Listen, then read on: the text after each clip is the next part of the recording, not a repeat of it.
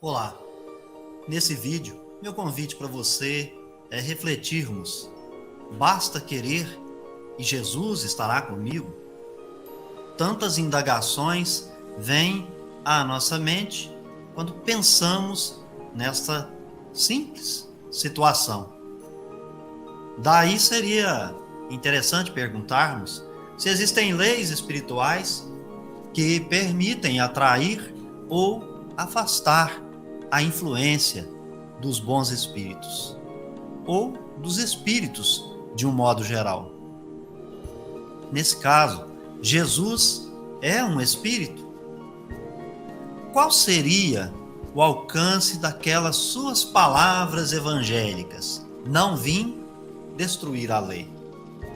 Além do mais, quem é esse Jesus para o Espiritismo? Poderíamos afirmar que o Espiritismo confirma a narrativa do evangelista João? O Espiritismo nos ensina como sofrer a influência benéfica ou salutar de um espírito puro, tal qual Jesus? Estaria Jesus exercendo na Terra um papel de espírito protetor ou de anjo guardião? Essas e outras reflexões vão nos conduzir a respondermos aquela primeira pergunta: basta apenas querer e Jesus estará comigo? Fique então comigo até o final, que eu vou buscar responder, à luz do Espiritismo, esta e outras indagações.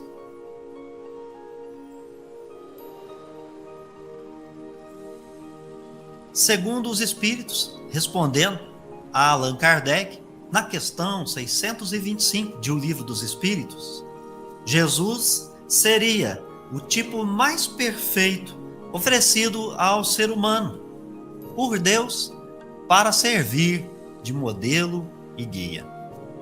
Segundo o próprio Allan Kardec, ele é o tipo de perfeição moral a que a humanidade terrestre pode aspirar. O motivo de ser essa expressão de uma perfeição moral que nós podemos alcançar é porque a doutrina expressada, ministrada por Jesus, quando aqui passou, expressam as leis de Deus. O motivo? Porque Jesus estava animado do Espírito de Deus. Como compreender esse estar animado pelo Espírito Divino? Ele, segundo os Espíritos falaram para Kardec, seria então o Espírito mais puro que já apareceu na face da Terra. Nós só podemos chegar a essa conclusão, ensinada pelos Espíritos, desenvolvida por Allan Kardec, se nós considerarmos alguns pontos para nossa reflexão. Como o próprio Jesus, muitos outros pretenderam instruir a humanidade nas leis divinas, mas se desviaram para falsos princípios. Jesus não, ele se manteve incólume nesse processo, enquanto outros se deixaram e até se deixam na atualidade se dominar por sentimentos demasiadamente terrenos. Ao contrário, Jesus não foi dominado por sentimentos terrenos. Ele não confundiu as leis que regem a vida do espírito com as leis que regem a vida na matéria. Não apresentou uma lei sequer cuja origem não fosse Deus. Por isso, ele mesmo falava: eu e o Pai somos um. Estavam em plenitude de comunhão. Nunca Jesus se baseou no seu ministério, no seu ensino, em leis humanas, cujo objetivo é servir às paixões terrenas e dominar os seres.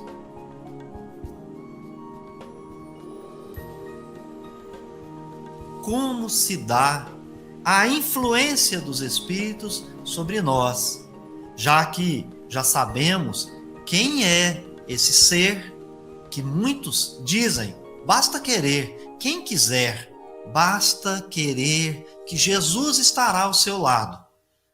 Será que as leis divinas, as leis naturais, aquelas ensinadas pelos espíritos e organizadas por Allan Kardec, em especial no Livro dos Espíritos, poderiam nos ajudar a compreender como se dá o processo? É preciso, então, sabermos como se dá a influência dos espíritos. Segundo nós aprendemos no Livro dos Espíritos, os espíritos só se ligam àqueles que os solicitam por seus desejos e os atraem por seus pensamentos. Há uma lei de afinidades. O espírito que faz o mal, o faz por sua vontade. E a vontade do ser humano de bem pode atrair a presença de bons espíritos. Os bons espíritos só escolhem o bem, mas o semelhante atrai semelhante. Portanto, o espírito que só faz o mal, que pensa o mal, vai atrair para o seu redor aqueles que também sintonizam-se com esses desejos, com essas paixões, com essa vocação para a prática do mal. É claro que o aperfeiçoamento moral pode nos conduzir a afastar os maus espíritos, atraindo os bons. A simpatia que atrai um espírito para outro é sempre o resultado da perfeita concordância das suas tendências e dos seus instintos. E aqui a gente já começa a refletir e trazer mais indagações. Se Jesus é tudo aquilo que os espíritos ensinaram e Kardec depois ainda vai desenvolver, demonstrando ser um espírito puro, será que nós já temos a perfeita concordância com as tendências desse Jesus? Nós aprendemos que a afinidade necessária para a simpatia perfeita consistirá na igualdade de graus de elevação. Nós já começamos a trazer alguns elementos que podem nos induzir a pensar, não basta eu querer que eu vou atrair Jesus para próximo de mim. Eu preciso buscar a minha perfeição moral, me elevar e, com isso, vou atraindo os bons espíritos para próximo de mim. Normalmente, aqueles que têm a afinidade necessária para que essa simpatia perfeita demonstre a igualdade de pendores, a igualdade do nosso grau de elevação. Os espíritos bons simpatizam-se com os seres humanos de bem. Os bons simpatizam com os bons. Os maus vão se sentir atraídos para o grupo dos maus. No entanto, alguém poderia agora dizer que os espíritos podem intervir no mundo corpóreo. Sim. Como isso acontece?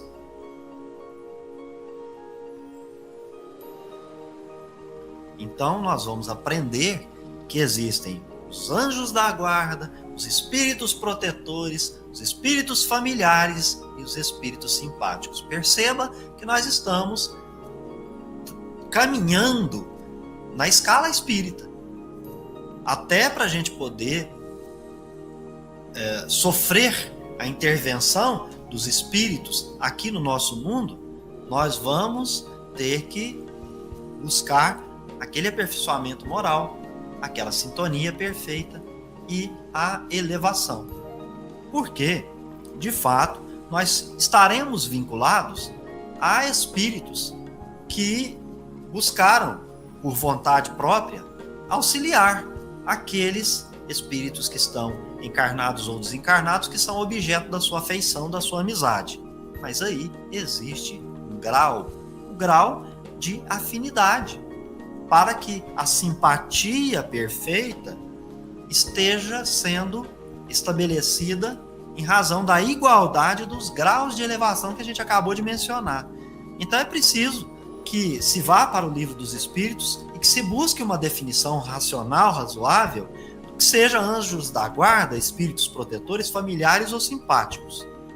E, de fato, se são esses que estão ao nosso redor, que se são esses que estão com essa tarefa, para alguns inclusive missão, de auxiliar, continuo com aquela dúvida. Basta querer que Jesus, o Espírito puro, o Espírito perfeito, está ao meu lado.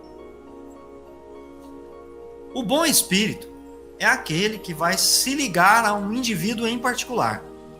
Já o anjo da guarda seria um espírito protetor de uma ordem elevada. E aqui a gente não disse que ele é um espírito puro.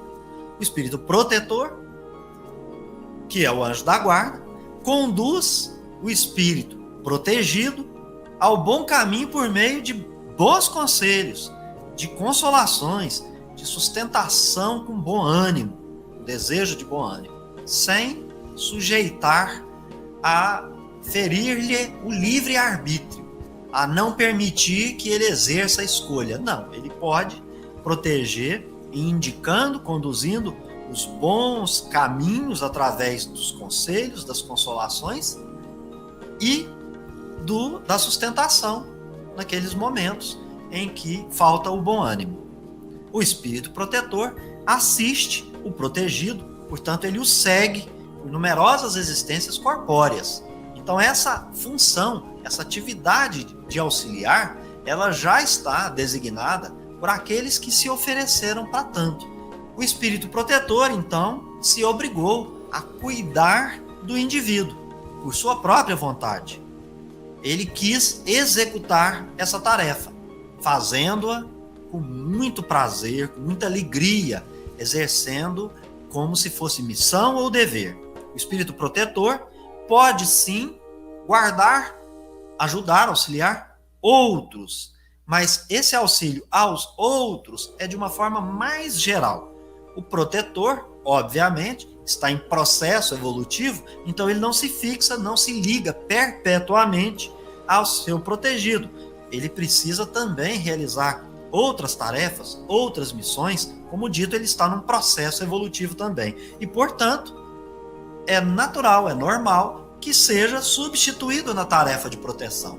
A gente já vai caminhando para a ideia que não basta querer e aquele outro estará ao nosso lado. No caso do indivíduo, por exemplo, que não aceita conselhos, o espírito protetor pode se afastar e só retornar quando for acionado para isso, quando ele for chamado para isso. O anjo da guarda, ele é um espírito superior, mas nós não estamos falando de espírito puro. Ele é um espírito superior ao protegido. Então, é de uma hierarquia acima do protegido. Todos, então, se auxiliando mutuamente. Esse espírito superior, ele possui a qualidade de dar sábios conselhos, ou seja, ele possui conhecimento. Se ele não tiver conhecimento, como é que ele vai aconselhar? E impulsionar, através da sua superioridade moral, mas sendo doce, promovendo uma influência moral no bem. É por isso que precisa ser alguém que é superior ao protegido.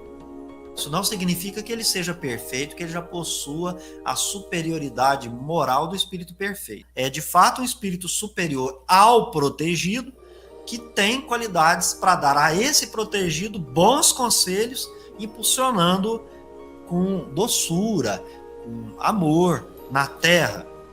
Todos os espíritos possuem os seus espíritos protetores, que são aqueles superiores que vão aconselhar e impulsionar no bem. A classe dos espíritos protetores supõe, de fato, sempre um certo grau de elevação em relação ao protegido. Não há como o que está numa escala inferior proteger o que está na escala superior. Ele possui uma faculdade a mais, uma qualidade a mais, mas ele, como a gente está mencionando, não é perfeito.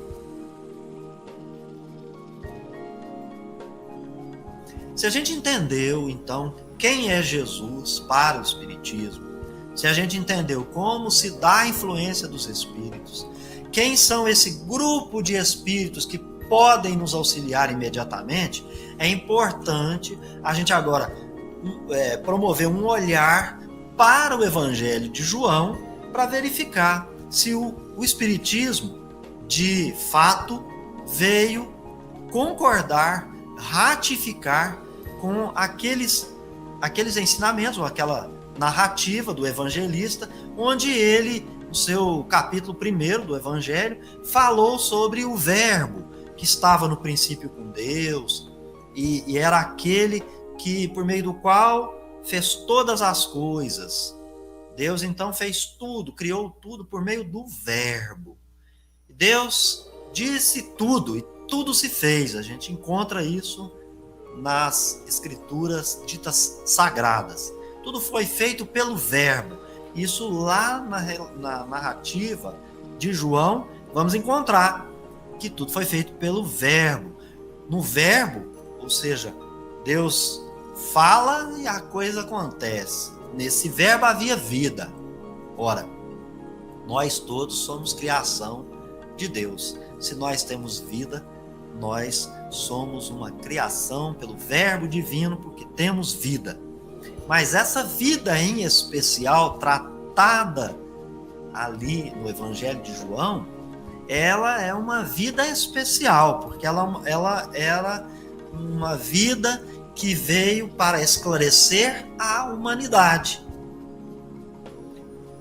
E João vai fazer uma comparação, vai dizer que essa vida é a luz para esclarecer os ignorantes, e a sabedoria, como nós temos absoluta certeza, ela é tão poderosa que ela vence a ignorância. Então, aquela vida que se fez luz, era luz para os homens, era de fato uma sabedoria poderosa, vinha para esclarecer e vencer a treva é a ignorância. A sabedoria de Jesus, vindo com seu ministério, ensinar a toda a humanidade como se conduzir no seu processo evolutivo dentro das leis de Deus, aquela que ele disse: não vim destruir a lei.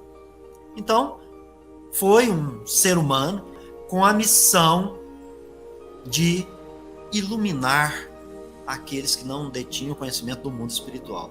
Mas antes da chegada desse homem, um outro reencarnou. Mas ele reencarnou com a missão de apontar ou testemunhar quem era aquele que veio para trazer esse ensinamento, esse ministério, essa boa nova, essa informação sobre o mundo espiritual, as leis que regem o mundo espiritual. E ele vai então dizer que naquele indivíduo havia esse conhecimento, essa sabedoria. Então, essa luz, que é vida, porque essa vida somos espíritos, somos eternos, a gente não morre, estamos evoluindo, é um espírito que não precisa reencarnar. Então, João já está mostrando, olha, esse aqui que vem para ensinar sobre tudo e toda a lei que rege o mundo espiritual, ele é um espírito que não precisa se reencarnar. Por quê? Porque ele é luz que já estava desde o princípio da formação desse planeta, e ele traz todo o conhecimento para compartilhar com os seus.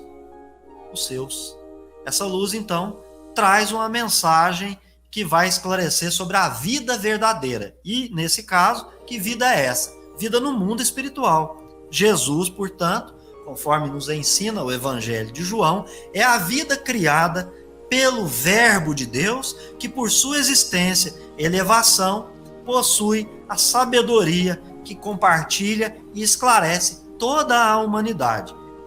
E João vai dizer, olha, ele é anterior a mim. Antes que eu, João, fosse criado, ele já existia. Por isso, ele é um espírito puro que já não precisa mais reencarnar. Ele já está detentor e possuidor plenamente da vida eterna, da vida de espírito, sem precisar reencarnar para experienciar na matéria. João Batista, ele então vai esclarecer que esse Jesus do qual ele dá testemunho é anterior porque estava na cocriação do planeta. Encarnou na Terra, cuja finalidade seria compartilhar o conhecimento que ele tem das leis que regem o mundo espiritual, e uma dessas leis, a gente não pode esquecer, é o livre-arbítrio. Por isso, uns vão crer no ensino de Jesus e outros não. E nessas instruções está um ensinamento muito importante, que esse é o objetivo da gente buscar saber se o Espiritismo valida aquele ensinamento, aquela narrativa do Evangelho de João. Por quê? Naquela narrativa, uma das coisas que ali está contida é que Jesus veio para ensinar aos seres humanos se tornarem filhos de Deus, isto é, se tornarem divinos. Propriamente falando, segundo a doutrina dos espíritos, é se tornar espírito puro. Então ele vai dar a fórmula. Ou seja, ele vai ensinar quais são as leis naturais ou divinas que cada ser humano precisa respeitar para se elevar e chegar à condição de espírito puro, naquela mesma hierarquia de Jesus. Tanto é que em algum momento ele vai dizer: vós sois deuses, fareis tudo que eu faço e muito mais. Por quê? Porque a vida não se resume na evolução que a gente vai alcançar nesse planeta. Nesse planeta a gente pode chegar àquele modelo que é Jesus, mas existe um processo infinito de evolução e, portanto, nós vamos superar aquilo que ele fez no seu ministério. João vai esclarecer que o ensino de Jesus não visou as leis que regem a matéria, mas aquelas que regem o mundo espiritual. Você vai perceber isso quando estiver estudando esse evangelho e se deparar com a seguinte expressão: e deu-lhes o poder de se tornarem filhos de Deus, uma vez que não foram gerados do sangue, ou da vontade da carne, ou do homem, mas de Deus. Aqui ele está dizendo: todos são criações de Deus. A carne é só um momento, é só um aspecto. Experienciar na matéria é um momento dentro da eternidade para que a gente possa nos elevar. Então, ninguém nasceu da carne, do ser humano, mas nós fomos criados por Deus. E nós vamos verificar no livro dos Espíritos, né, que a carne vai gerar carne, mas nunca vai conseguir gerar espírito. Espírito só Deus que cria. O Verbo, portanto, se fez carne e permaneceu entre nós. Ou seja, por que ele se fez carne? Porque somos nós que escolhemos a encarnação. No caso de Jesus, encarnação. No nosso caso, reencarnação. Então, é ele que se faz, como todos nós assim o fazemos. Então, não tem violação de nenhuma lei natural.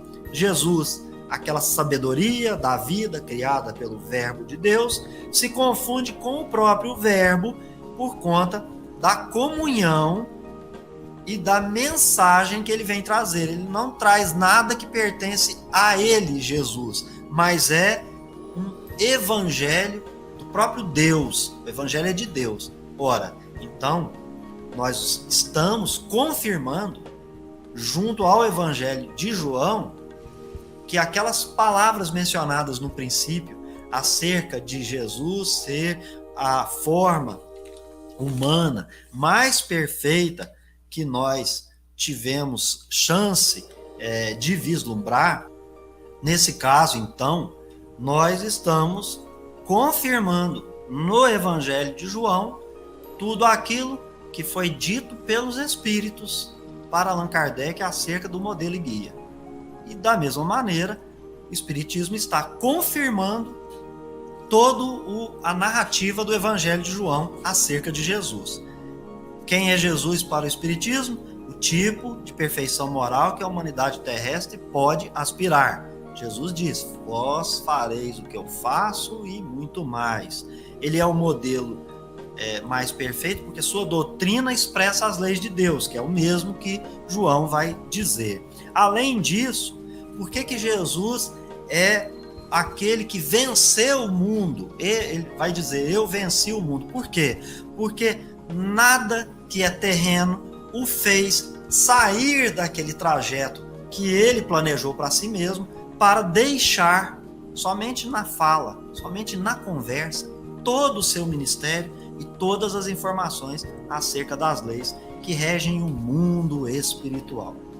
Jesus, portanto, é aquele ser que João Batista vai dizer que já existia antes dele, que demonstra um dos princípios da evolução contínua e perpétua dos espíritos.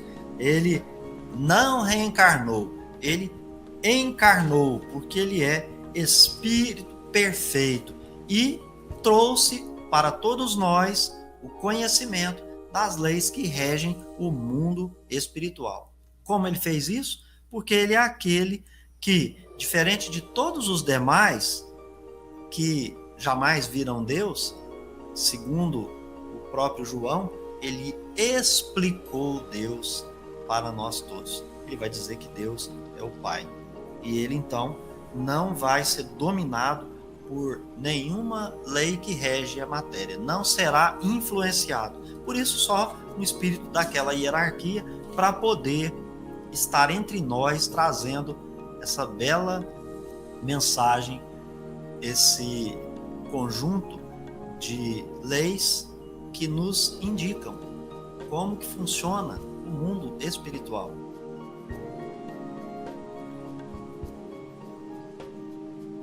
Para concluirmos esse nosso encontro, vamos relembrar que o objetivo aqui é responder: basta querer, Jesus estará comigo? Isso é verdade à luz da doutrina espírita? Nós estamos levando consolo para as pessoas com isso? Nós não estamos fugindo de todo aquele ensinamento que nós compartilhamos com os espíritos superiores? Ou seja, eu só vou atrair para mim aqueles que são simpáticos aos meus pendores, e para que eu atraia espíritos bons, espíritos elevados, eu preciso me aperfeiçoar moralmente. E que, quando eu estou falando em atrair espíritos, sejam inferiores ou espíritos bons, eu lembro que tudo o que eu penso, a forma que eu ajo, aquilo que eu manifesto, os meus gostos, de tudo que eu não consegui me despojar, é que vai ditar o grau dos espíritos que estarão ao meu lado. Por quê? Porque o grau de perfeição é que fará com que eu esteja junto com espíritos encarnados e desencarnados. A não ser que o espírito puro viesse em missão, foi o caso de Jesus.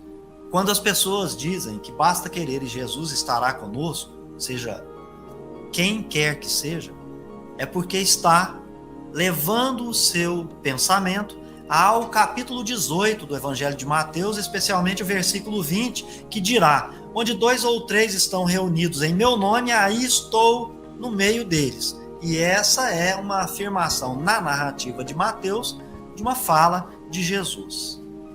Porém, nós vamos encontrar no capítulo 28 do Evangelho segundo o Espiritismo, lá na coletânea de preces, onde no item 4 fala sobre as reuniões, fala sobre estar em nome de Jesus. E ali fica muito claro, à luz do ensino dos Espíritos, à luz dos Evangelhos, essa expressão de Jesus considera que não se fala da presença material somente. É preciso haver comunhão de intenções e de pensamentos. Aquela simpatia que foi nos ensinada da atração, da afinidade. Comunhão de intenções e pensamento. O objetivo precisa ser o bem. Esses requisitos vão atrair, sim, espíritos puros. Quando a gente tem comunhão de intenção e de pensamento, estamos presentes materialmente, voltados para o bem, esses requisitos nos proporcionam atrair espíritos que virão em nome de Jesus, que se apresentarão como representantes de Jesus. Mas é preciso que a gente tenha espírito de união e fraternidade. Se você, espírita, está dizendo que as pessoas que não possuem o desejo da união, da fraternidade, cujo objetivo não é o bem, cuja comunhão de intenções e de pensamentos não estejam entrosadas, você está mentindo, porque não basta querer, e eles não estarão conosco. Para que a gente atraia bom espírito, nós precisamos de bons pensamentos e de bons sentimentos. Eles não estarão reunidos em nome de Deus quando houver sentimento de ódio, mútua prevenção, inveja, ciúme, além de outras paixões naturais dos seres humanos. É preciso que exista o que Kardec chamou de espírito de caridade. Caridade como entende Jesus. É aquela da benevolência para com todos, perdão das ofensas e indulgência com as imperfeições alheias. Mas é mais profundo do que isso. Tanto é verdade que o próprio Paulo fez uma dissertação sobre isso, falando aos coríntios sobre o amor. Sem caridade não é possível, mas aquela como entende Jesus. Por quê? Porque as correntes fluídicas dos pensamentos também podem se repelir. Está lá no Evangelho. Kardec nos ensina dessa maneira. Então, ao nosso sentir, não basta querer para Jesus estar conosco. É preciso mudar sentimento, mudar pensamento, amar, mas também se instruir. Quando a gente quiser recordar como é que deveríamos agir diante dessa ou daquela situação, os espíritos disseram: vede, olhe para Jesus. Não é preciso chamar Jesus para perto. É preciso atuar como Jesus atuou, agir como ele agiu, fazer como ele fez e não fazer aquilo que ele também não fez. É nesse sentido que nós estamos compreendendo. Então não basta querer, é preciso avançar, evoluir, se tornar divino. O que seria isso? Se tornar filho de Deus, divinizar-se, traduzindo em bom português, caminhar para ser um espírito perfeito. À medida que você vai avançando, vai aperfeiçoando, você vai atraindo para perto de você os espíritos que assemelham com o seu grau evolutivo. Então, para a gente querer que Jesus esteja conosco, vamos rápido, caminhar em direção àquele mesmo modelo de evolução. O guia é realizarmos o que ele realizou, fazer o que ele fez, e se assim o fizermos, faremos muito mais, como ele mesmo disse. Eu encontro vocês no próximo vídeo. Até lá!